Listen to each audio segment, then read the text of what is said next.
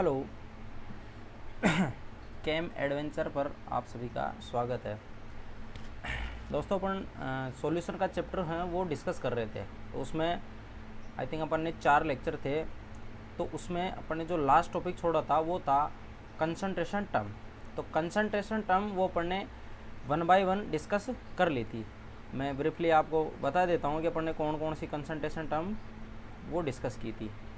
यहाँ पे देखो कंसंट्रेशन टर्म में वेट बाय वेट परसेंट अपन ने डिस्कस कर ली थी, वेट बाय वॉल्यूम डिस्कस कर ली थी, वॉल्यूम बाय वॉल्यूम डिस्कस कर ली थी, और उसके बाद है पीपीएम पार्ट्स पर मिलियन जिसको बोलते हैं। नेक्स्ट है पीपीवी, एक है मोल फ्रैक्शन, मोलेलिटी, मोलेरिटी और नॉर्मेलिटी। इसके अलावा एक टर्म और इसमें अपन ऐड कर रहे हैं, वो रह गई थी, हालांकि उससे न्यूमेरिकल पूछते नहीं है, लेकिन फिर भी एज ए नॉलेज अपन को पता रहना ज़रूरी है। मैं बात कर रहा हूँ फॉर्मेलिटी की, इसको अपन कैपिटल एफ से डिनोट करते हैं। और फिर नेक्स्ट अपन देखेंगे कुछ स्पेसिफिक रिलेशन होते हैं, जैसे मोलेलिटी मोलेरिटी में है और मोलेलिटी और मोल फ्रैक्शन में। तो ये चीज़ें अपन ने डिस्कस कर ली थी। अब आगे अपन नेक्स्ट बात करते हैं फॉर्मेलिटी की। तो फॉर्मेलिटी की सबसे पहले मैं बात कर रहा हूँ कि अपन फॉर्मेलिटी को जनरली यूज क्यों लेते हैं। सबसे पहले मैं ये बता देता हूँ कि ऐसे क्या रिक्वायरमेंट फॉर्मेलिटी में रही है अपन को कि वो चीज़ें मोलेलिटी से और नॉर्मेलिटी से सोल्व नहीं हो रही है। तो यहाँ पे जनरली अपन देखते हैं कुछ कंपाउंड एक स्पेसिफिक कैटेगरी के होते हैं जो डाइमराइज हो जाते हैं, ट्राइमराइज हो जाते हैं, टेट्रामेरिक फॉर्म या पॉलीमेरिक फॉर्म बनाते हैं। या फिर मैं बात करूँ आयनिक कंपाउंड है, तो आयनिक कंपाउंड एक यूनिट सेल के रूप में रहते हैं जिसमें उसकी फॉर्मूला यूनिट अटैच रहती है। जैसे मैं एफसीसी की बात करूँ तो उसमें 4 NaCl की यूनिट रहती है एक यूनिट सेल में। तो 4 NaCl का यहाँ पे अपन इसको बोल सकते हैं एक तरह से टेट्रामेरिक फॉर्म की तरह है वो। तो इन प्रॉब्लम को दूर करने के लिए, इनका सॉल्यूशन बनाने के लिए अपन को फॉर्मेलिटी काम में लेनी पड़ती है। तो फॉर्मेलिटी जनरली किसके लिए यूज में ली जाती है, मैं लिख देता हूं, this concentration term is used when solute form dimeric, trimeric and tetrameric form or present in crystal lattice. या तो डायमेरिक ट्राइमेरिक फॉर्म में एग्जिस्ट करेगा, टेट्रामेरिक में एग्जिस्ट करेगा, या फिर वो किसी क्रिस्टल में एग्जिस्ट करेगा। जैसे बीसीसी क्रिस्टल स्ट्रक्चर है, एफसीसी है, तो इनमें भी वो एग्जिस्ट कर सकता है। तो इनके लिए अपन फॉर्मेलिटी क्या करते हैं, यूज में लेते हैं। तो फॉर्मेलिटी के लिए जनरली मैं यहाँ पे बात करता हूँ इसके फॉर्मूले की, वो होता है F equal to number of formula unit of solute. ये कुछ ऐसे ही है जैसे अपन बात करते हैं number of moles of solute या number of equivalent of solute. जैसे इक्विवेलेंट की बात करते थे नॉर्मेलिटी में, नंबर ऑफ मोल्स की बात करते थे मोलेरिटी और मोलेलिटी में, ऐसे ही नंबर ऑफ फॉर्मूला यूनिट जो अपन बात करेंगे वो करेंगे फॉर्मेलिटी से। और फिर यहाँ पे अपन ले लेंगे volume in litre, volume in litre और किसका, सॉल्यूशन का, यानी विलियन का आयतन अपन किस में लेंगे, लीटर में लेंगे। सेम वही है मोलेरिटी की तरह ही। अब बात यहाँ पे ये आती है कि नंबर ऑफ फॉर्मूला यूनिट कैसे निकालते हैं। तो देखिए student, number of formula unit ये कैसे निकालते हैं, ये निकालते हैं weight of solute divided by formula weight of solute. ये कुछ इस तरीके से, ये मैं इधर साइड में मेंशन कर देता हूँ। जैसे मोल होता है weight divided by molecular wait, और इक्विवेलेंट, अगर इक्विवेलेंट निकालते तो वो क्या होता है, weight divided by equivalent weight. तो ऐसे ही सेम ऐसे ही फॉर्मूला वेट FW जिसको बोलते हैं, या normally formula wait sorry number of formula unit, वो कैसे निकालते हैं? Wait divided by weight, formula weight of solute, यानी सेम ऐसे ही है। वेट में अपन डिवाइड कर रहे हैं जिस कैटेगरी को अपन सोल्व कर रहे हैं। जैसे फॉर्मुलेटी की बात करें तो फॉर्मूला वेट, मोलरिटी की बात करते हैं मोलिकुलर वेट, मोलिलिटी की बात करते हैं तो भी मोलिकुलर वेट, और नॉर्मेलिटी की बात करते हैं तो इक्विवेलेंट वेट। तो यहाँ से मैं फाइनली फॉर्मूला लिख सकता हूँ इसका, एफ इक्वल टू WA, यानी वेट ऑफ सोल्यूट। ये क्या होगा? Weight of solute. फिर अपन बात करेंगे यहाँ पे फॉर्मूला वेट, यहाँ पे अपन बात करेंगे फॉर्मूला वेट और ऊपर मल्टीप्लाई करेंगे 1000 से। यहाँ क्या लेंगे अपन? VML में अपन ये लिख सकते हैं आसानी से। तो आई थिंक आपको यहाँ तक अच्छे से समझ में आ गया होगा। अपन न्यूमेरिकल सोल्व करते हैं जिससे आपको अच्छे से समझ में आ जाएगा कि एक्चुअली में फॉर्मूला वेट अपन कैसे निकाल सकते हैं। तो मैंने यहाँ पे क्वेश्चन मेंशन कर रखा है, इफ BeCl2, देखिए स्टूडेंट BeCl2 ये एक इंपॉर्टेंट कंपाउंड है। ये monomeric, dimeric, trimeric, polymeric form में अलग अलग तरीके से एग्जिस्ट करता है। तो वो ऐसे ही कंपाउंड देता है। If BeCl2 present in dimer form and its 20 gram dissolve in 200 ml of water, then find out the formality. यानी मैं बोल सकता हूँ WA वेट ऑफ सोल्यूट, या मैं बोल सकता हूँ WA या वेट ऑफ सोल्यूट, ये दे रखा है कितना? 20 ग्राम। अब BeCl2 किस फॉर्म में है? डाइमेरिक फॉर्म में, यानी वो इस फॉर्म में एग्जिस्ट है। तो आप अगर BeCl2 एज इट इज ऐसा कैसा देता मोनोमेरिक फॉर्म में, तब तो आप मोलरिटी निकाल लेते, लेकिन ये डाइमेरिक फॉर्म है ना, तो यहाँ मोलरिटी नहीं निकल पाएगी। अपन को फॉर्मुलेटी नई टर्म यूज में लेनी पड़ेगी। तो BeCl2 का अगर मैं वेट निकालता हूँ तो एक यूनिट का वेट सबसे पहले अपन निकाल लेंगे। तो BeCl2 की मैं अगर बात करूँ तो इसमें बेरिलियम का जो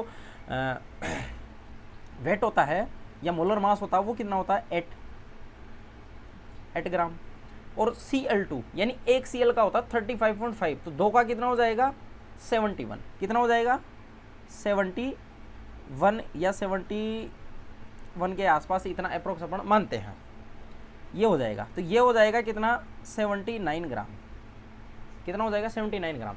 लेकिन अपन इसको पर्सपेक्टिव से 80 मान सकते हैं अप्रोक्सीमेट, अगर सोल्व करने के लिए, अदरवाइज ऐसे भी हो जाएगा, लेकिन इसको मैं अप्रोक्सीमेट 80 ग्राम के आसपास मान लेता हूँ क्योंकि इसको सोल्व करने में ईजी रहेगा वो। तो BeCl2 की एक यूनिट का 80 ग्राम मान सकते हैं, तो 2 का कितना होगा? 160 ग्राम। ये हो गया फॉर्मूला वेट। क्या हो गया ये? Formula wait. फॉर्मूला वेट का मतलब होता है ऐसा फॉर्मूला जो किसी अलग फॉर्म में एग्जिस्ट कर रहा हो, फिर उसका वेट डिफाइन किया हुआ, उसको फॉर्मूला वेट बोलते हैं। यानी इसका फॉर्मूला क्या हो गया? Total Be2Cl4। फॉर्मूला क्या होगा इसका? Be2Cl4। ये इस फॉर्म में एग्जिस्ट है, तो ये फॉर्मूला है, और इसका वेट जो निकाला वही फॉर्मूला वेट होगा। अब फॉर्मुलेटी निकाल रहे हैं। वॉल्यूम दे ही रखा है, कितना दे रखा है? 200 ml। अब वेट कितना है? 20 ग्राम डिवाइडेड बाई 16 ग्राम। और यहाँ पे अगर अपन बात करेंगे इसके वॉल्यूम की, ऊपर 1000 से नीचे वॉल्यूम कितना आ जाएगा? 20। तो यहाँ से इसको सोल्व करेंगे तो ये 0 से 0 ये कैंसिल हो जाना है, ये 20 से 20 गया, ये 2 से कितने टाइम्स गया? 5 टाइम्स। तो ऊपर कितना आ जाएगा? 10 डिवाइडेड बाई 16। तो ये फॉर्मुलेटी निकल के आएगी। ये क्या निकल के आएगी? फॉर्मुलेटी निकल के आएगी। जैसे मोल पर लीटर होती है, ऐसे ही फॉर्मूला पर लीटर, यानी अपन फॉर्मुलेटी के लिए बोल सकते हैं फॉर्मल पर लीटर, अपन यहाँ पे इसकी यूनिट डिफाइन कर सकते हैं। सेम ऐसे ही, और पीछे F लगा रहे, इसका मतलब है कि यहाँ से फॉर्मुलेटी निकाली हुई है। तो फॉर्मुलेटी अपन आसानी से यहाँ से डिफाइन कर सकते हैं इस तरीके से। तो आई थिंक आपको अच्छे से समझ में आ गया होगा। इसके बाद अपन बात करते हैं relation between molarity and molality.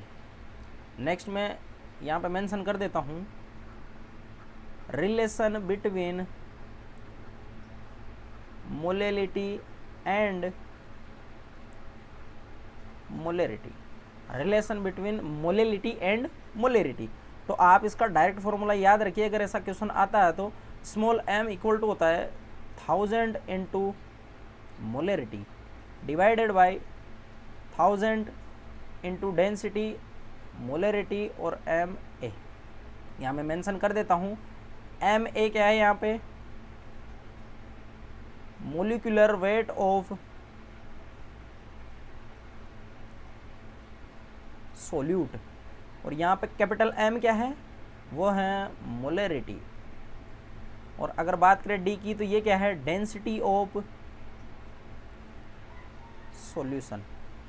तो इससे आप आसानी से निकाल सकते हो। अगर आपको किसी सॉल्यूशन की मोलेलिटी गिवन है और डेंसिटी गिवन है, आपसे पूछा है मोलेरिटी, तो सोल्यूट देगा तो उसका आपको क्या देगा, मोलिकुलर वेट देगा वो, तो आप आसानी से क्या निकाल सकते हो, मोलेरिटी निकाल सकते हो। या किसी की मोलेरिटी दे रखी हो, सॉल्यूशन की डेंसिटी देगा, और मोलेरिटी जिस सोल्यूट की दे रखा तो सोल्यूट का वेट देगा, तो मोलेरिटी आसानी से निकाल सकते हैं।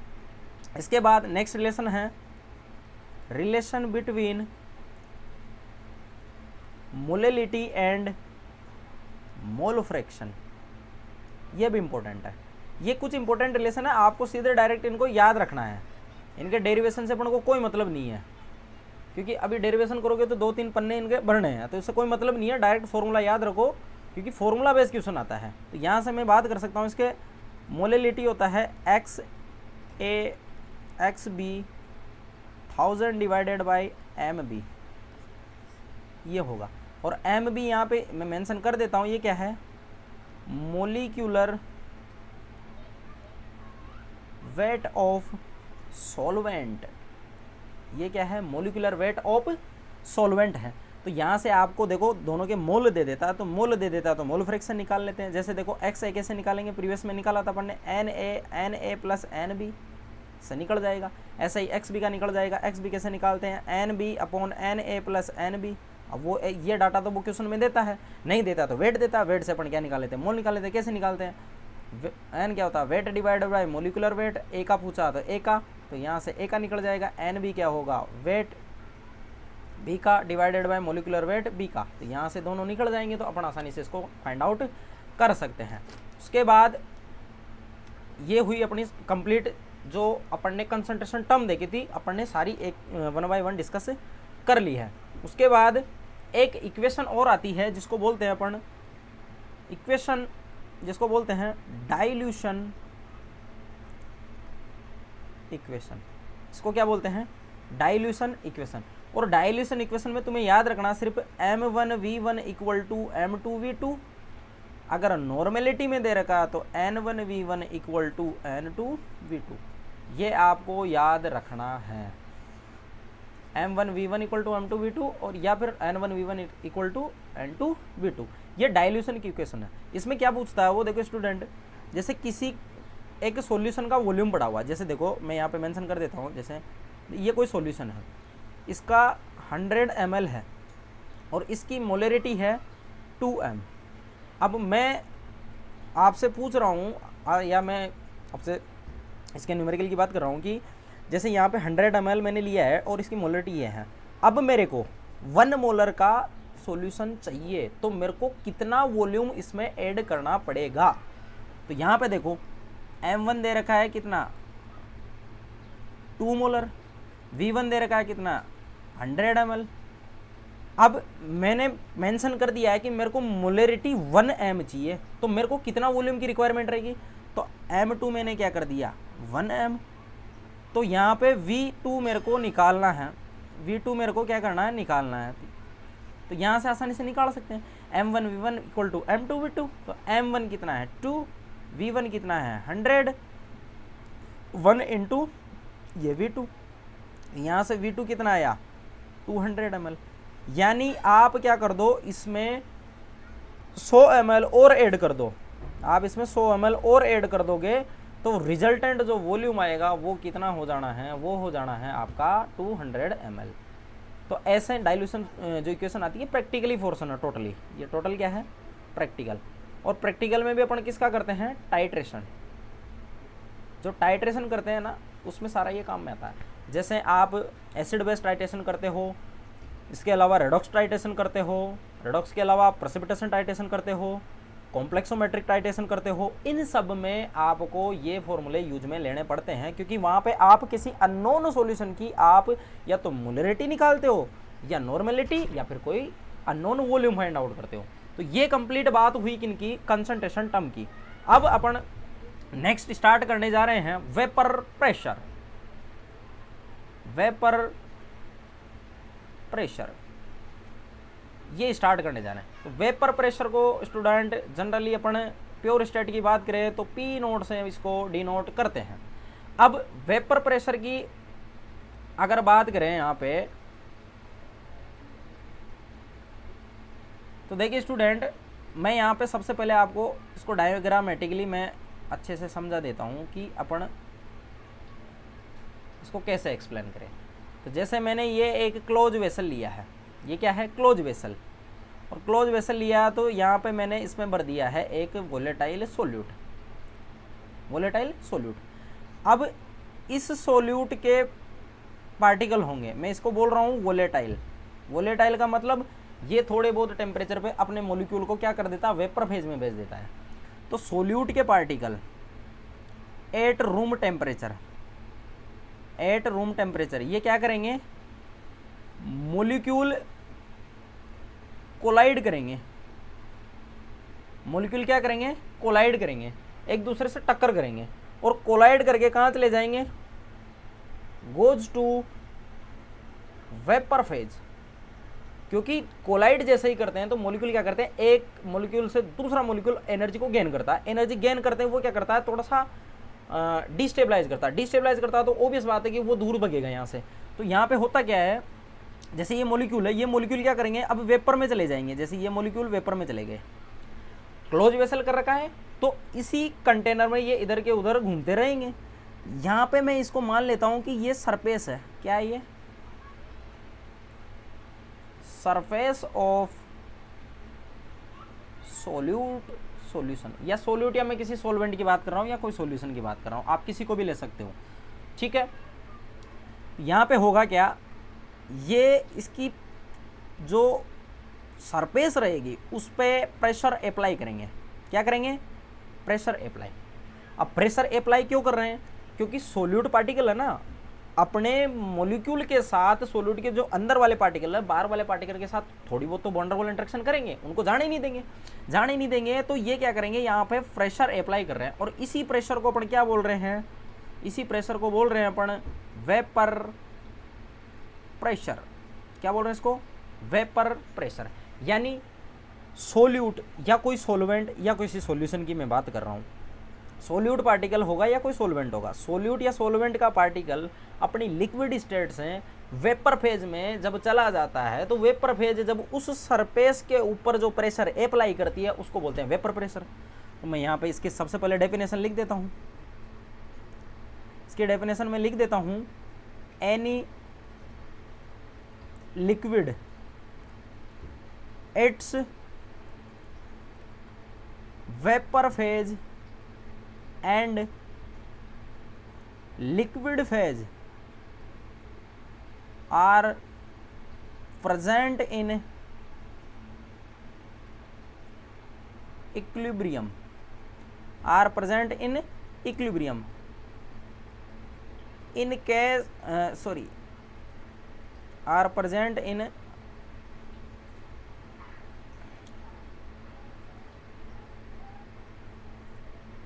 are present in closed vessel, are present in closed vessel and its vapor phase molecule apply the pressure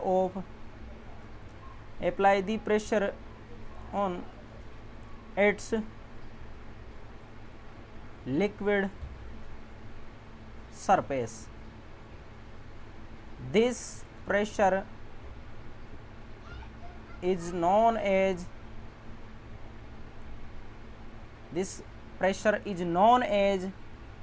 vapor pressure.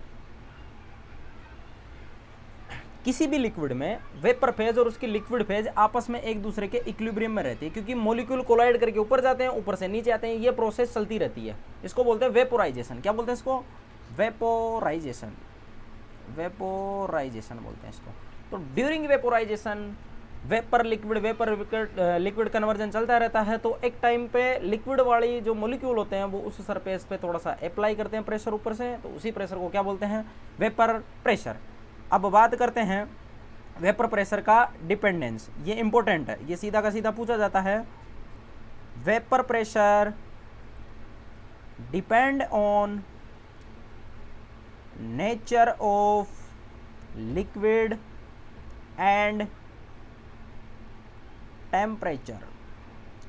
Depend करता है किस पे, नेचर ऑफ लिक्विड, की आपने लिक्विड कौन सा ले रखा है, आप वाटर ले रखे हो या आप ईथर ले रखे हो या फिर आप कोई और ले रखे हो, उस पर डिपेंड करता है।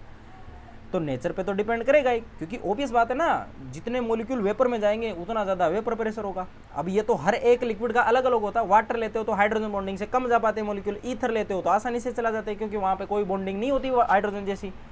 तो ये सब नेचर पे डिपेंड करता है कि उसकी पोलरिटी क्या है, मॉलिक्यूल कितने वेपर फेज में जा रहे हैं। फिर आता है टेम्परेचर, आप टेम्परेचर चेंज करके वेपोराइजेशन की प्रोसेस को बढ़ा सकते हो, यानी टेम्परेचर इंक्रीज करने पे ये बढ़ जाती है। आई बात समझ में? फिर मैं यहाँ मेंशन कर देता हूँ प्योर स्टेट का वेपर प्रेशर, जैसे मैं पी नोट मान रहा हूँ उसको। पी नोट क्या है, प्योर स्टेट वेपर प्रेशर, ये प्योर स्टेट का है। कोई सा भी सॉल्वेंट हो या सोल्यूट हो या कोई सॉल्यूशन की मैं बात कर रहा हूँ जिसमें अपन ने सोल्वेंट डाल रखा है, तो सोल्यूट और सॉल्वेंट का जो अपन प्रेशर डिनोट करेंगे वो पी नोट से डिनोट करेंगे, क्योंकि ये स्टैंडर्ड कंडीशन का है। ये बात हुई वेपर प्रेशर की। अब यहाँ पे कुछ और फैक्ट्स हैं जो अपन जान लेते हैं, मैं बता देता हूँ। वेपर प्रेशर है वो इनवर्सली प्रोपोर्शनल होता है किसके, intermolecular force of attraction. Intermolecular force of attraction ये इसके क्या होता है, इनवर्सली प्रोपोर्शनल होता है। क्यों होता है, यहाँ पे समझते हैं और इसको डायग्राम से अच्छे से अपन समझते हैं। जैसे देखो यहाँ पे मैंने एक क्लोज वेसल ले रखा है, इसमें इसके मॉलिक्यूल है किसके, वोलेटाइल सॉल्वेंट ले रखा है या सोल्यूट ले रखा है। सोल्यूट है कौन सा, वोलेटाइल। तो ये क्या करेगा, सोल्यूट जैसे यहाँ पे मैंने ले लिया वाटर, ठीक है। अब इसके मॉलिक्यूल ऊपर तो जाएंगे कुछ ना कुछ। अब यहाँ पे देखो वाटर आपने लिया है, तो वाटर के जो मॉलिक्यूल हैं उनके मिड में आप देखते हो क्या होती है, हाइड्रोजन बॉन्डिंग। ये क्या हो रही है, एच बॉन्डिंग। अब जब एच बॉन्डिंग यहाँ पे हो रही है तो ये मॉलिक्यूल को वेपर फेज में नहीं जाने देगा। भाई फोर्स ऑफ अट्रैक्शन लग रहा है ना, तो वेपर में मॉलिक्यूल नहीं जा पाएगा। तो यहाँ पे मैं लिख देता हूँ, molecule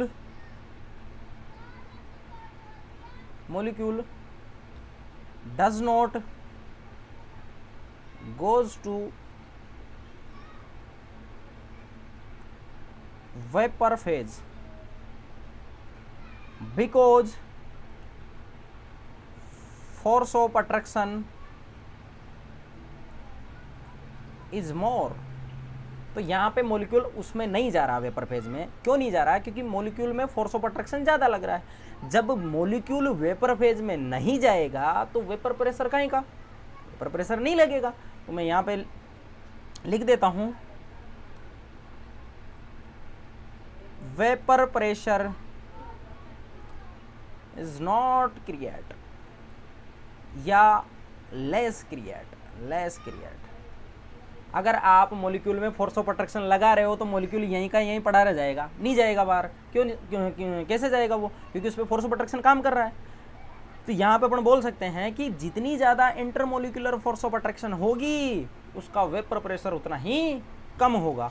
और फिर मैं दूसरी और चीज़ समझा देता हूँ यहाँ पे। वेपर प्रेशर वो इन्वर्सली होता है किसके, बॉइलिंग पॉइंट के। कैसे होता है इसको भी समझिए। सबसे पहले मैं बात करता हूँ बॉइलिंग पॉइंट की, इसको समझ लीजिए। बॉइलिंग पॉइंट एक ऐसा पॉइंट होता है जिस पे लिक्विड का वेपर प्रेशर 1 atm यानी एटमॉस्फियरिक प्रेशर के इक्वल हो जाता है। ये जिस पॉइंट पे इक्वल होते हैं उसको बोलते हैं बॉइलिंग पॉइंट। यानी आपसे पूछा जाए कि बॉइलिंग पॉइंट क्या होता है, किसी भी लिक्विड का ऐसा पॉइंट जिसके ऊपर लिक्विड का वेपर प्रेशर एटमॉस्फेरिक प्रेशर के बराबर हो जाए। जब दोनों बराबर हो जाएंगे तो लिक्विड के मॉलिक्यूल एनवायरनमेंट में एस्केप कर जाएंगे, तो अपन बोलते हैं कि ये बॉयल होना स्टार्ट हो गया। तो ऐसे पॉइंट को बोलते हैं अपन बॉइलिंग पॉइंट। अब ध्यान से सुनना, यहाँ पे मैंने जैसे एक कंटेनर लिया है ये, अब इस कंटेनर में जैसे देखो यहाँ पे मैं कोई मॉलिक्यूल ले रखा हूँ। अब ये मॉलिक्यूल यहाँ पे कुछ ना कुछ वेपर प्रेशर अप्लाई कर रहे हैं। अब वेपर प्रेशर जब बाहर से अप्लाई हो रहा है तो यहाँ से मॉलिक्यूल बाहर नहीं निकल पाएंगे। तो आप क्या करो, इस वेपर प्रेशर के बराबर आप 1 ATM इस वेपर प्रेशर को 1 ATM के बराबर कर दो, तो मॉलिक्यूल क्या करेंगे, बाहर निकलना स्टार्ट हो जाएंगे। जैसे मॉलिक्यूल बाहर निकलेंगे तो उससे क्या होगा, सारे के सारे मॉलिक्यूल अपन को ऐसे नजर आएंगे कि जैसे ये बॉईल हो रहा है, और उस पॉइंट को अपन बोलते हैं बॉइलिंग पॉइंट। तो यहाँ पे boiling point intermolecular force of attraction से कैसे रिलेट कर रहा है उसको समझिए। जैसे देखो यहाँ पे प्रेशर लोअर क्रिएट हो रहा है, वेपर प्रेशर।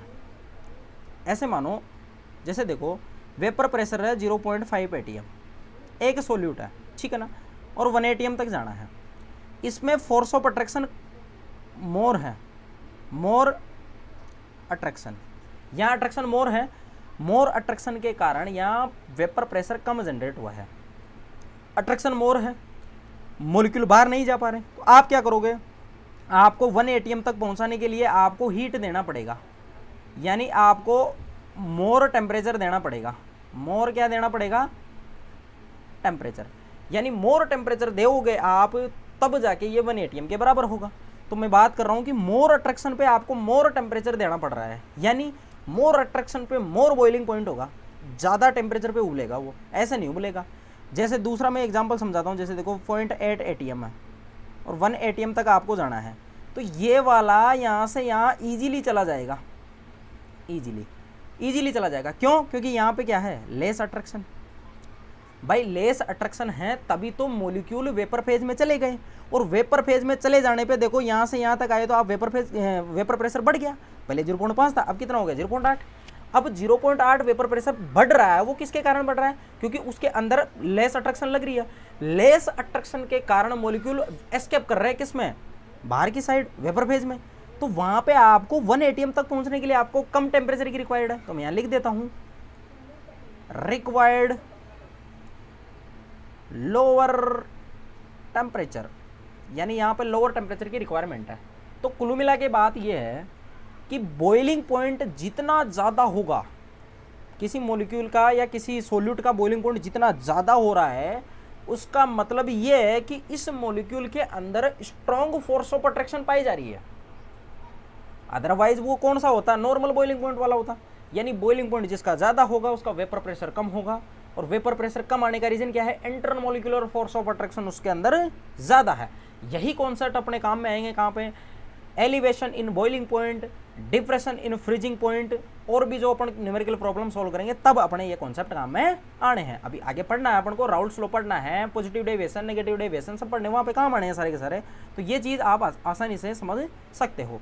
तो आपको याद रखना है, मैं लिख देता हूँ कि vapour pressure directly inversely proportional होता है किसके, बॉइलिंग पॉइंट के, और किसके होता है, इंटरमोलिक्यूलर फोर्स ऑफ अट्रैक्शन। और मैं यहाँ लिख सकता हूँ बॉइलिंग पॉइंट डायरेक्टली प्रोपोर्शनल होता है फोर्स ऑफ अट्रैक्शन के, या इंटरमोलिकुलर फोर्स ऑफ अट्रैक्शन भी आप बोल सकते हो।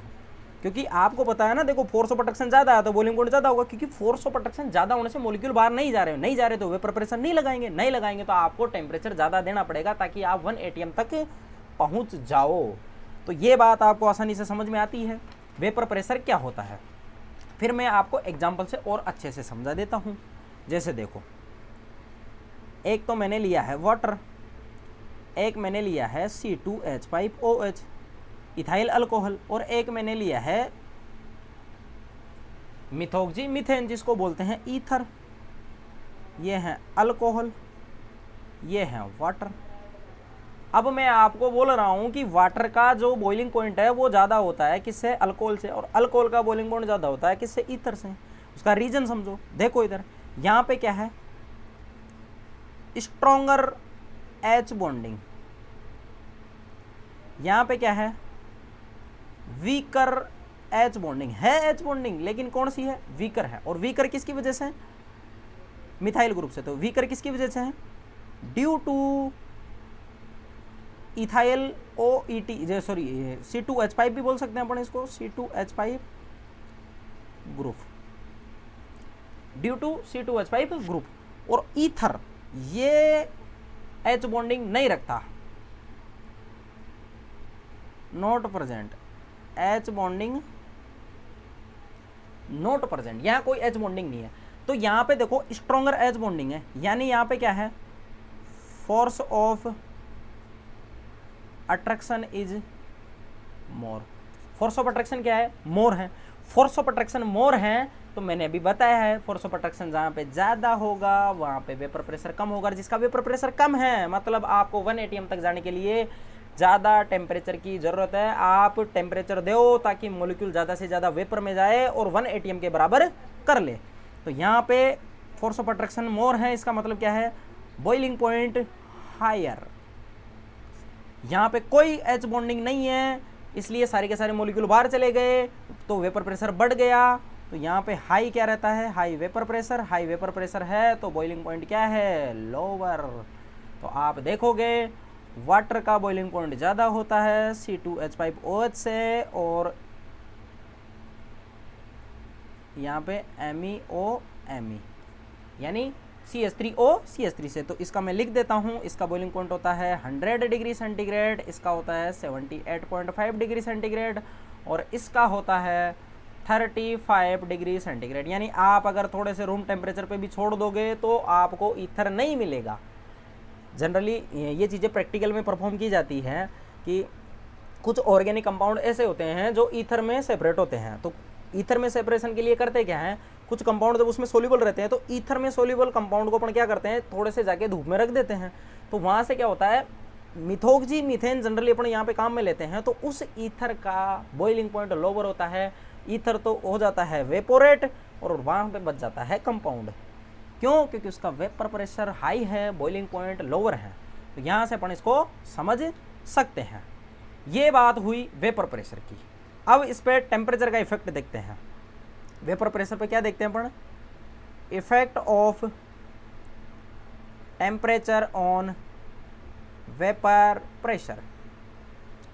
तो देखिए स्टूडेंट, वेपर प्रेशर पे टेम्परेचर के इफेक्ट की अगर मैं बात करता हूँ तो टेम्परेचर अगर इंक्रीज करते हैं, टेम्परेचर अगर इंक्रीज करते हैं तो मॉलिक्यूल के बीच में कोलिजन बढ़ती है। कोलिजन बढ़ती है तो मॉलिक्यूल क्या करते हैं, एनर्जी ट्रांसफर करते हैं दूसरे मॉलिक्यूल को। तो वो मॉलिक्यूल वेपर फेज में चला जाता है। वेपर फेज में चला गया तो वहाँ पे क्या करेगा, वेपर प्रेशर बढ़ा देगा। वेपर प्रेशर बढ़ा देगा तो बॉइलिंग पॉइंट कम हो जाएगा। यानी हाई टेम्परेचर पे वेपोराइजेशन होता है और वेपर प्रेशर बढ़ जाता है। मैं लिख देता हूँ, temperature increase, vaporisation increase. Vaporisation increase होगी तो वेपर प्रेशर इंक्रीज हो जाएगा। वेपर प्रेशर क्या हो जाएगा, इंक्रीज हो जाएगा। जब वेपर प्रेशर इंक्रीज हो गया तो उसका बॉइलिंग पॉइंट क्या हो जाएगा, डिक्रीज हो जाएगा। तो टेम्परेचर पे आपको अगर टेम्परेचर का इफेक्ट पूछे आपसे कि वेपर प्रेशर पे टेम्परेचर का क्या इफेक्ट आता है, तो टेम्परेचर बढ़ने पे वेपर प्रेशर बढ़ जाता है। और इसको समझाने के लिए इक्वेशन दी गई है क्लाउसियस क्लैपिरॉन इक्वेशन। इसको समझाने के लिए क्लाउसियस क्लैपिरॉन इक्वेशन दी गई है। तो वो क्या होती है, log P2/P1 equal to delta H vaporisation divided by 2.303 R 1/T1 minus 1/T2। Two different temperature पे Clausius Clapeyron equation denoted in following manner.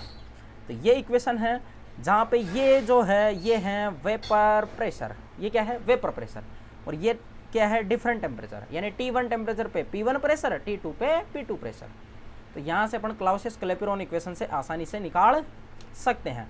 अब वेपर प्रेशर की ये अपन ने सारी चीज़ें डिस्कस कर ली है कि वेपर प्रेशर क्या होता है और ये डिपेंड किस पे करता है। तो अपन ने देखा कि ये डिपेंड करता है नेचर ऑफ द गैस या नेचर ऑफ द सोल्यूट या सोलवेंट, और डिपेंड करता है किस पे, टेम्परेचर पे। अब वेपर प्रेशर अपन यहाँ पे जो अपन पढ़ रहे हैं, अपन सारे के सारे जो वेपर प्रेशर का कॉन्सेप्ट पढ़ेंगे, ये पढ़ेंगे अपन सिर्फ लिक्विड सॉल्यूशन पे। किस पे पढ़ने हैं? लिक्विड सॉल्यूशन पे पढ़ने हैं अपन को, क्योंकि अपन जो लैब में नॉर्मली अपन जो डेली लाइफ में भी यूज लेते हैं या नॉर्मली अपन देखते हैं लैब में भी, तो लिक्विड सॉल्यूशन को अपन वहाँ पे परफॉर्म कर पाते हैं। भाई सॉलिड का तो वो हाई टेम्परेचर पे होता है, सॉलिड सॉल्यूशन की बात करेंगे तो, क्योंकि वहाँ तो सॉलिड सॉल्वेंट होगा तो वहाँ तो जो सॉलिड होगा वो हाई टेम्परेचर पे मेलेबल होगा, लोअर पे तो होगा नहीं, तो वो परफॉर्म नहीं कर पाते अपन जनरली। तो जनरली अपने जो सिलेबस में भी यही दे रखा है, एनसीईआरटी में क्या दे रखा है? Vapour pressure of liquid solution. ये एनसीईआरटी में और तुम्हारे सिलेबस में भी जो फर्स्ट ग्रेड वाला है उसमें मेंशन कर रखा है, vapour pressure of liquid solution. तो लिक्विड सॉल्यूशन आप अब जान गए होंगे कि किसको बोलेंगे। मैंने तुम्हें बताया था शुरू में कि सॉल्यूशन 3 टाइप के होते हैं बाइनरी कंपोनेंट के बेसिस पे, एक तो गैस सॉल्यूशन, एक सॉलिड सॉल्यूशन, एक लिक्विड सॉल्यूशन। गैस सॉल्यूशन यानी सॉल्वेंट गैस होगी, लिक्विड सॉल्यूशन यानी सॉल्वेंट लिक्विड होगा, सॉलिड सॉल्यूशन यानी सॉल्वेंट सॉलिड होगा। तो मैं यहाँ पे बोल सकता हूँ सॉल्वेंट इज लिक्विड। क्या होगा? Solvent is liquid. यहां पे सॉल्वेंट क्या होगा? लिक्विड होगा। अब यहां पे इसकी 3 कैटेगरी आती है। इसकी क्या आती है? 3 कैटेगरी। कौन कौन सी? देखिए, gas in liquid first category, gas in liquid. Second कौन सी आती है? Liquid in liquid. सेकंड कौन सी है? Liquid in liquid. थर्ड कौन सी है? Solid in liquid. Solid means non volatile, liquid means volatile. Liquid means volatile, solid means non volatile. क्योंकि solid में आप जानते हो मॉलिक्यूल इतने पास होते हैं, मॉलिक्यूलर फोर्सेज इतनी अधिक स्ट्रॉन्गर होती है कि वो बाहर जाते ही नहीं है। तो जब बाहर नहीं जाते तो काहे का वेपर प्रेशर, तो नॉन वोलेटाइल बोलते हैं इनको। गैस इन लिक्विड पढ़ के आए पीछे वाले में, याद आ रहा है? हेनरीज लॉ, हेनरीज लॉ पढ़ के आए ना, इसको तो पढ़ रखा है। Gas in liquid. फिर आती है बात लिक्विड इन लिक्विड और सॉलिड इन लिक्विड। इन पे अपन पढ़ते हैं दोनों पे राउल्ट्स लॉ।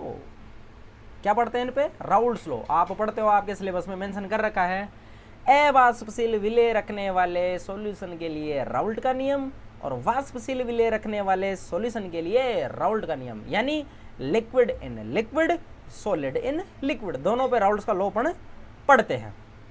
ये बात हुई अपने वेपर प्रेशर जो अपन को पढ़ना है सिलेबस में, ये पढ़ के आ चुके हैं, अपन को ये दोनों डिस्कस करने हैं। आई बात समझ में? अब सबसे पहले अपन जो स्टार्ट करेंगे वो स्टार्ट करेंगे लिक्विड इन लिक्विड। तो मैं नेक्स्ट स्लाइड पे बात करता हूं। सबसे पहले vapour pressure of liquid solution, या मैं बात कर सकता हूं Raoult's law for having volatile solute. Raoult's law for having volatile solute, यानी वोलेटाइल सॉल्यूट रखने वाले कोई भी सॉल्यूशन के लिए राउल्ट का नियम, ये भी बोल सकते हैं। क्योंकि वोलेटाइल है ना, देखो लिक्विड मिला रहे हैं तो लिक्विड क्या होता है? वोलेटाइल होता है। तो ये दोनों ही आप इसको बोल सकते हो, दोनों का मीनिंग सेम है, ये दोनों का मीनिंग सेम होता है। अब यहाँ पे मैं सबसे पहले आपको बता देता हूँ, यहाँ पर क्या करेंगे, एक लिक्विड सॉल्यूट लेंगे, एक लिक्विड सॉल्वेंट लेंगे। लिक्विड सॉल्यूट और लिक्विड सॉल्वेंट को दोनों को मिक्स करेंगे, फिर अपन वहाँ पे देखेंगे कि इनका जो वेपर प्रेशर है वो किस तरीके से राउल्ट के नियम से दिया जाता है। तो मैं डायग्रामेटिकली सबसे पहले आपको ये बता देता हूँ। जैसे देखो, ये कोई एक कंटेनर है, ये दूसरा कंटेनर, इसमें मैं बात कर रहा हूँ सोल्यूट प्रेजेंट है, इसमें मैं बात कर रहा हूँ सोलवेंट प्रेजेंट है। जब सोल्यूट प्रेजेंट है और सोल्यूट लिक्विड स्टेट में है तो इनके मॉलिक्यूल क्या करेंगे, बाहर जाएंगे, और बाहर जाएंगे तो वेपर प्रेशर अप्लाई करेंगे। तो ये जो प्रेशर लग रहा है प्योर स्टेट का मैंने बोला था पी नोट से डिनोट करते हैं, और सोलवेंट है तो इसको सोलवेंट को जनरली बी से भी डिनोट करते हैं ना, ये लिख लेना आप, ये मार्क कर लेना। सोल्यूट को ए मानते हैं और सोलवेंट को बी मानते हैं, आप उल्टा भी मान सकते हो, कोई दिक्कत नहीं है, बस आपको फॉर्मूले में फिर वो उस हिसाब से रखना पड़ेगा। तो पी नोट बी यानी vapour pressure in pure state, यहाँ पे भी यही होगा। यहाँ पे क्या होगा, इसके मॉलिक्यूल जब यहाँ आ जाएंगे तो वेपर प्रेशर ऊपर से नीचे लगाएंगे, तो वो क्या लगा रहा है, पी नॉट ए, क्या लगाएंगे, पी नॉट ए, यानी vapour pressure in pure state, vapour pressure in pure state ये हो जाएगा। अब यहां पे अपन इन दोनों को क्या कर रहे हैं, मिक्स कर रहे हैं। जब दोनों को मिक्स करेंगे, दोनों को मिक्स्ड कर रहे हैं अपन, तो अपने पास सॉल्यूशन होगा ये,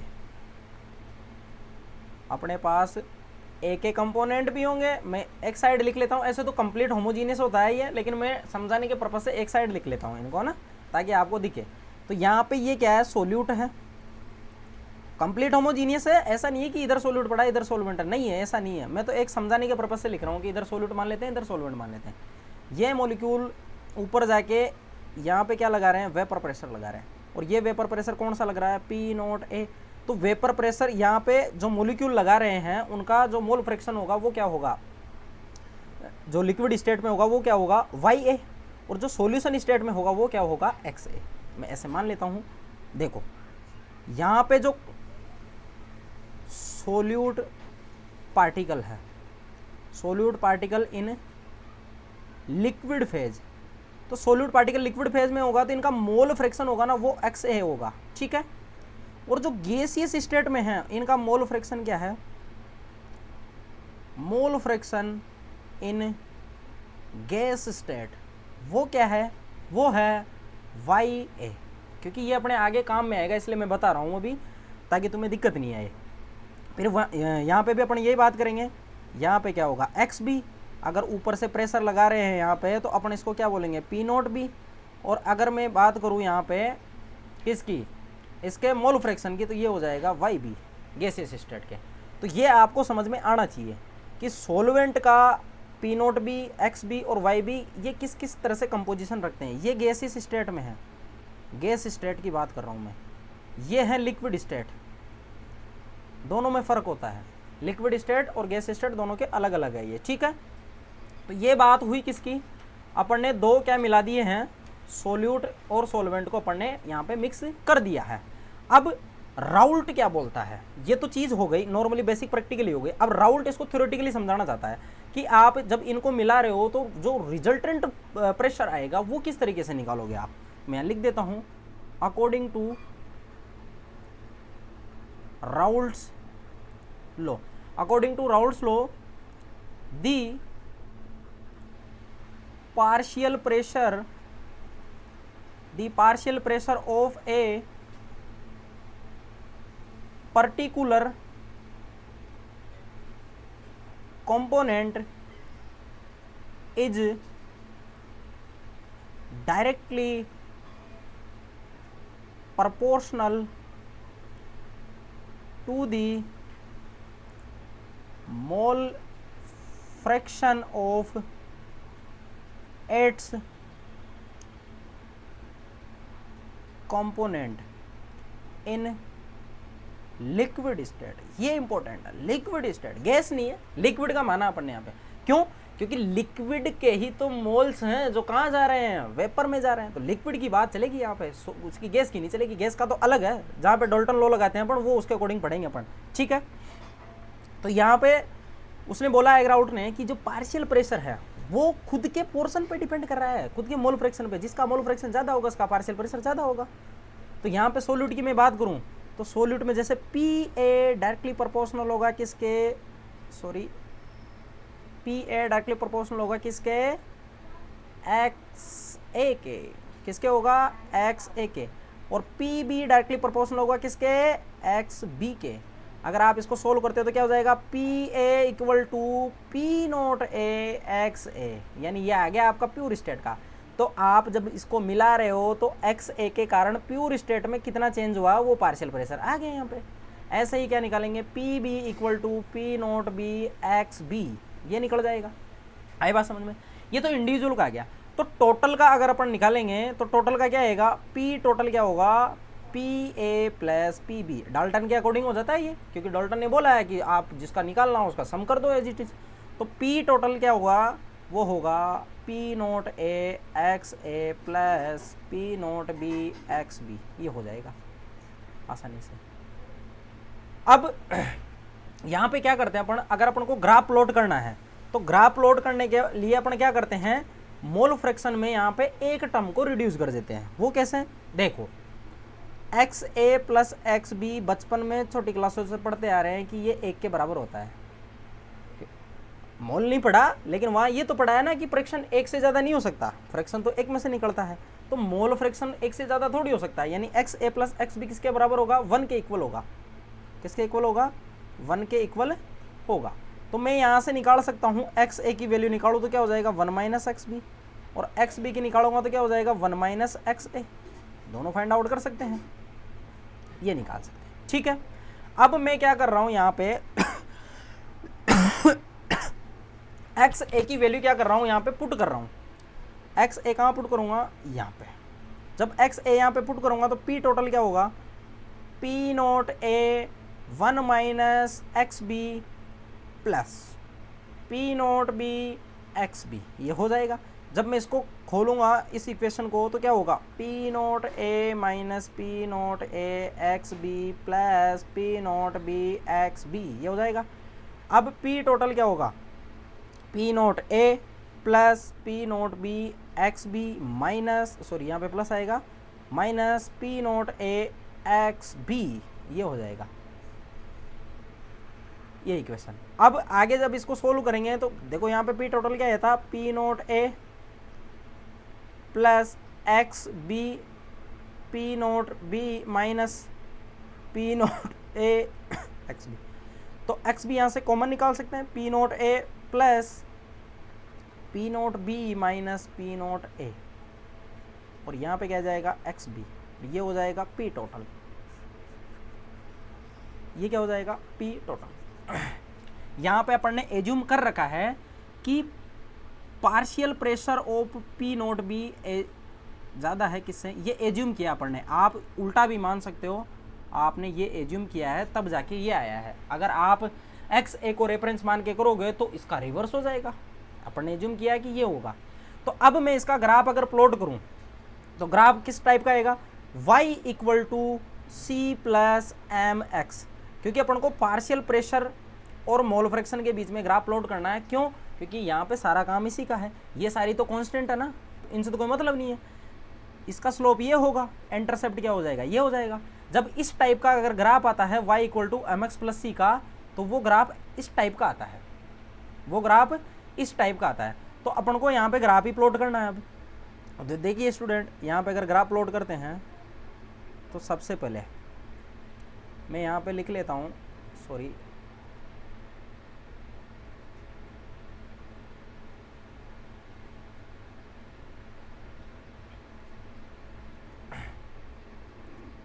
देखो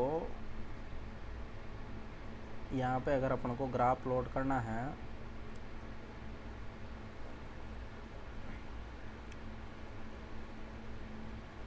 ये, अब अपन ने देखा था अभी जस्ट कि पी ए इक्वल टू होता है P naught A x A, P B equal होता है P naught B x B. ये ग्राफ है y equal to m x type के, किस टाइप के, y equal to m x type के। y equal to m x type के graph हमेशा किस टाइप के आते हैं, मैं आपको बता देता हूँ। ये आते हैं सीधे के सीधे लीनियरली, जीरो से स्टार्ट होते हैं, स्टार्ट एट जीरो। और ये जो y equal to c plus m x जो टाइप का होता है, नोट स्टार्ट एट जीरो, ये किसी न किसी डिजिट से स्टार्ट होते हैं। जैसे 1 है, 2 है, 0.2 है, 0.3 है, ऐसे स्टार्ट होंगे। जैसे देखो यहाँ पे 0 से स्टार्ट नहीं हुआ, यहाँ से स्टार्ट हुआ है, ये याद रखना आपको।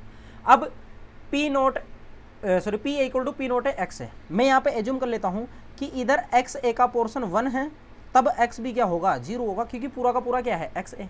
इधर मान लेता हूँ एक्स बी क्या है 1 है, तो एक्स ए क्या होगा 0 होगा। अब एक्स ए का जब आपने कुछ नहीं मिलाया तो मैं यहाँ पे एज्यूम कर रहा हूँ कि इसका pressure P naught a pure state का ये था। अब आपने यहाँ पे एज्यूम कर लिया पहले से ही कि पी नोट भी ज़्यादा है किससे, पी नोट ए से, तो मैं यहाँ मान लेता हूँ, यहाँ पे टॉप पे मान लेता हूँ मैं यहाँ पे पी नोट बी।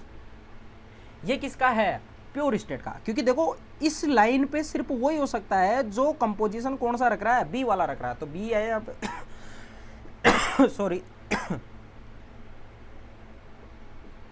अब पी ए और पी नोट ए एक्स ए, इनका ग्राफ प्लॉट करेंगे। तो देखिए स्टूडेंट, मैं आपको बता देता हूँ, आप जब किसी सोलवेंट या किसी सोल्यूट में आप जब कोई बाहर से ऐड कर रहे हो कोई भी चीज़, तो वहाँ पे वेपर प्रेशर हमेशा कम होता है। इसको अपन आगे चल के कोलिगेटिव प्रॉपर्टी के रूप में भी पढ़ेंगे, जिसको बोलेंगे lowering in vapour pressure. Actual में होता क्या है कि जैसे ही आप किसी सोल्यूट पार्टिकल में कोई बाहर से कोई अदर सोलवेंट मिला रहे हो, तो सोल्यूट पार्टिकल को वो सोलवेंट मॉलिक्यूल वहाँ से हटा देता है, और वो हटाने से क्या होगा, उस सोल्यूट का वेपर प्रेशर का कंपोजिशन है वो कम होता चला जाएगा, क्योंकि वो पार्टिकल वहाँ से हट चुका है, उसकी जगह कौन आ गया, सोलवेंट का। तो सोलवेंट का उस पार्टिकल को हटा के क्या कर देता है, लिक्विड में भेज देता है, सरफेस पे नहीं रहने देता। सरफेस पे नहीं रहेगा तो उसका वेपर प्रेशर कम हो जाएगा। तो यहाँ पे होता क्या है, जैसे जैसे आप देखो इधर चलने पे एक्स, मैं यहाँ लिख देता हूँ, इधर चलने पे एक्स बी का पोर्शन क्या हो रहा है, इंक्रीज हो रहा है, क्योंकि पहले 0 था, अब यहाँ 1 है। तो आप जैसे जैसे एक्स बी इसमें ऐड करोगे तो यहाँ होगा क्या, ये डिक्रीज होता जाएगा। एक टाइम ऐसा आएगा पूरा का पूरा एक्स बी होगा, एक्स ए उसमें 0 हो जाएगा। तो उस कंडीशन पे यहाँ पे ये इस तरीके से ग्राफ अपन को देखने को मिल जाएगा। आई बात समझ में? तो ये डिक्रीज हो रहा है, ये डिक्रीज हो रहा है, आप याद रखिए ये डिक्रीज हो रहा है। डिक्रीज क्यों हो रहा है, क्योंकि यहाँ पे आप इसमें क्या ऐड कर रहे हो, सोलवेंट ऐड कर रहे हो। ऐसे ही पी नोट बी में आप जब सोल्यूट ऐड करोगे तो पी नोट बी में ऐड करने से ये भी उसके तरह ही क्या हो जाएगा, डिक्रीज होता चला जाएगा ऐसे। और एक टाइम आएगा ऐसा कि पूरा का पूरा सोल्यूट ही मिलेगा अपन को। तो यहाँ पे यही चीज़ समझने की थी, ये लाइन जो डिक्रीज हुई है किसकी डिक्रीज हुई है, p A equal to P naught A x a की डिक्रीज हुई है। और इधर डिक्रीज किसकी हुई है, P B equal to P naught B x B की डिक्रीज हुई है। आई बात समझ में? और जब इस पॉइंट और इस पॉइंट को मैं मिलाता हूं तो आपको ये ऐसे नज़र आएगा, और ऐसा नज़र आएगा तो इसका ग्राफ देख लो आप, P T equal to P naught A plus P naught B minus P naught A x B. आप ग्राफ प्लॉट करके देख सकते हो। ये ग्राफ यहाँ से स्टार्ट हो रहा है, ये पी टी यहाँ से स्टार्ट हो रहा है, तो देखो कुछ 0 के ऊपर से स्टार्ट हो रहा है। तो 0 के ऊपर से देखो यहाँ से यहाँ तक जाने के बाद अपन को ये मिला है।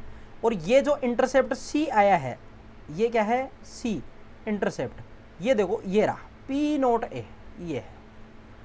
फिर यहाँ पे जो स्लोप आई है P naught a minus P naught sorry p naught B minus P naught a आई है, और ये जो एक्स बी है वो इधर जा रहा है, देखो एक्स बी। तो ये ग्राफ आप आसानी से डिनोट कर सकते हो, इसमें कोई दिक्कत वाली बात नहीं है। ऐसे कंफ्यूज मत होना कि सर ये एक्स ए से स्टार्ट हो रहा था और आपने इस पर ये लिखा है, इसका मीनिंग कतई नहीं है। ये मैंने बोला है पी बी यहाँ से डिक्रीज होता हुआ आया है कहाँ तक, एक्स ए तक। डिक्रीज क्यों हुआ है, मैंने बोला है कि आप किसी भी सोल्यूट सोलवेंट में बाहर से कुछ ऐड करते हो तो सोल्यूट सोलवेंट के पार्टिकल वहाँ से क्या होते हैं, रिमूव हो जाते हैं, उसकी जगह दूसरा पार्टिकल आ जाता है। वो पार्टिकल उसके वेपर प्रेशर को कम कर देता है, उसको सरफेस में नहीं जाने देता, उसको लिक्विड में भेज देता है। तो इस टाइप का ग्राफ इसका प्लॉट अपन करते हैं। तो ये एग्जाम में ग्राफ पूछा जाता है, तो यहाँ से आपको अच्छे से समझ में आ गया होगा। ये था राउल्ट का नियम और राउल्ट के नियम का ग्राफ। अब मैं बात करता हूँ इसके कंक्लूजन की। कंक्लूजन तो मैं यहाँ लिख देता हूँ, जो कंक्लूजन था वहाँ पे मेंशन नहीं किया, conclusion of the graph. Conclusion of the graph मैं यहाँ लिख देता हूँ, first when only component A is present that x A क्या होगा, पूरा का पूरा 1 होगा, एंड एक्स बी क्या होगा, 0 होगा। दी vapour pressure correspond to that of pure component A।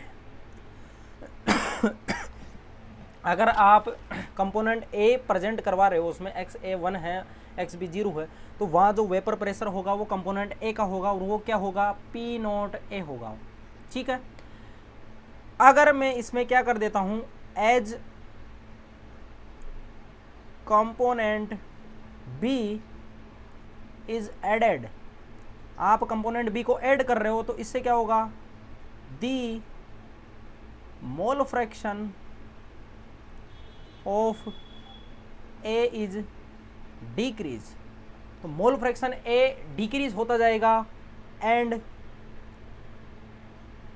Pressure also decrease, और प्रेशर भी क्या होता जाता है, डिक्रीज होता जाता है जैसे ही आप उसमें ऐड करते हो।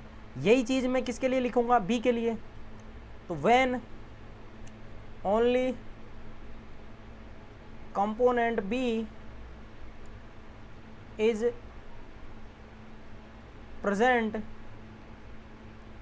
That X A sorry X लिख लेते हैं, X A 0 and X B 1, the vapour pressure correspond to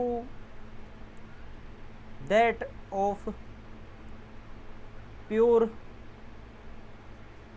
component B is P naught B, as component A is